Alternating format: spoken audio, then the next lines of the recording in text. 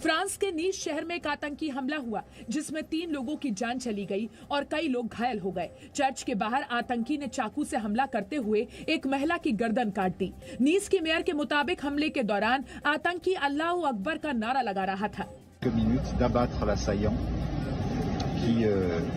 cessé de proférer les cris de Allahu Akbar et dont il ne fait aucun doute de l'initiative du geste.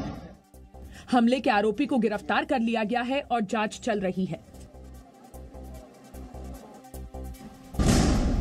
France में हुए आतंकी हमले की भारत ने निंदा की है। प्रधानमंत्री नरेंद्र मोदी ने कहा कि आतंक के खिलाफ लड़ाई में भारत फ्रांस के साथ खड़ा है। प्रधानमंत्री नरेंद्र मोदी ने अपने ट्वीट में कहा है कि फ्रांस में आज नीस में हुए हमले के साथ ही वहां हाल ही के दिनों में तमाम आतंकी हमलों की हम निंदा करते हैं। हमले में आहत हुए लोगों के परिवार के साथ मेरी पूरी संवेदना है। आतंक के खिलाफ लड़ाई में भारत मजबूती के साथ फ्रांस के साथ खड़ा है। मलेशिया के पूर्व प्रधानमंत्री महातिर मोहम्मद ने फ्रांस के खिलाफ विवादित बयान दिया है। उन्होंने एक के बाद एक कई ट्वीट्स किए। महातिर मोहम्मद ने कहा, पूर्व में हुए नरसंहार का बदला लेने के लिए मुसलमानों के पास फ्रांस के नागरिकों की हत्या करने का अधिकार है। महातिर मोहम्मद कट्टरता के खिलाफ फ्रांस की कार्रवाई से नाराज हैं। महातिर मोहम्मद ने महिलाओं की आजादी पर भी सवाल उठाए हैं। महातिर भारत में उस वक्त आलोचना के शिकार बने थे जब उन्होंने कश्मीर के मुद्दे पर पाकिस्तान का साथ दिया था। महातिर के इस बयान के बाद फ्रांस ने ट्विटर से उनके अकाउंट को सस्पेंड करने की मांग की है और अगर ऐसा नहीं किया तो हत्या के मामले में ट्विटर को भी दोषी माना जाएगा। पुलवामा हमले को लेकर पाकिस्तान का झूठ एक बार फिर सामने आ गया है। पाकिस्तान के मंत्री फवाद हुसैन ने पहले तो ये कहा कि पुलवामा हमले में पाकिस्तान का हाथ था, लेकिन इस पर जैसे ही विवाद बढ़ा तो फवाद हुसैन अपने ही बयान से पलट गए। फवाद हुसैन ने सफाई देते हुए कहा, मेरी बातों का गलत मतलब निकाला गया और वो आतंकवाद की निंदा करते हैं।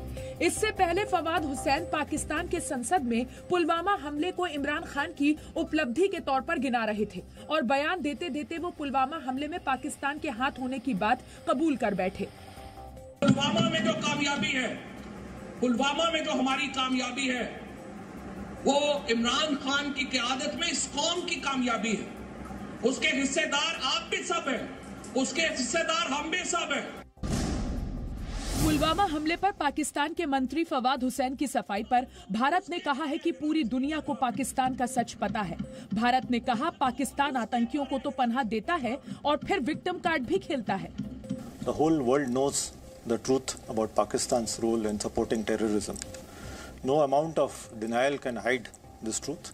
Even their own leaders have time and again spoken about their role with regard to terrorism. The country which provides shelter to the maximum number of UN proscribed terrorists should not even attempt to play victim. Pakistan के पूर्व speaker और सांसद अयाज सादिक ने संसद में बोलते हुए कहा कि विंग कमांडर अभिनंदन वर्धमान को पाकिस्तान ने भारत की सेना के डर की वजह से रिहा किया था।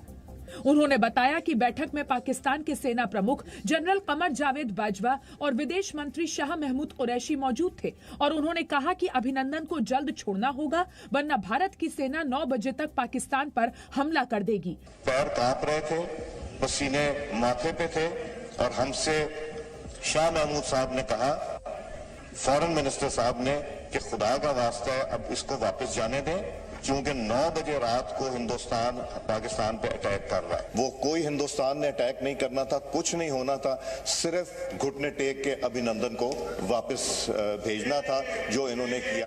अयाज सादिक ने बताया कि बैठक में शामिल होने से पाकिस्तान के प्रधानमंत्री इमरान खान ने इनकार कर दिया था। पाकिस्तान के सांसद अयाज सादिक के बयान पर बीजेपी ने कांग्रेस को कटघरे में खड़ा किया है।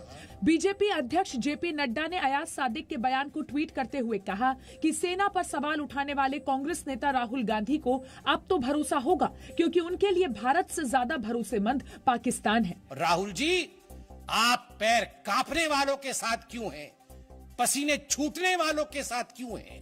आप उनके साथ क्यों नहीं हैं जिनके पांव जमे हुए हैं, जिनका पसीना निकलता नहीं, जो पसीना छुटवाते हैं? आप वैसे हिंदुस्तान की आर्मी के साथ क्यों नहीं? पाकिस्तान के कबूलनामे के बाद पूर्व वायुसेना प्रमुख air chief marshal BS Dhanoa ने कहा कि भारतीय सेना अभिनंदन को पाकिस्तान से वापस लाने के लिए पूरी तरह तैयार थी। मिलिट्री पोस्चर जो था, हमारा मिलिट्री पोस्चर जो था, लेकिन फौज किस तरह से बैठी हुई थी, वो ऐसे उनको लग रहा होगा कि अभी इमीडिएटली स्ट्राइक करेगी। तो हमारे पास इतनी क्षमता थी कि उनके जो फॉरवर्ड ब्रिगेड्स हैं उनको हम उनको हम खत्म कर देते हैं। तो उनको ये पता था कि हमारी जो आक्रामक क्षमता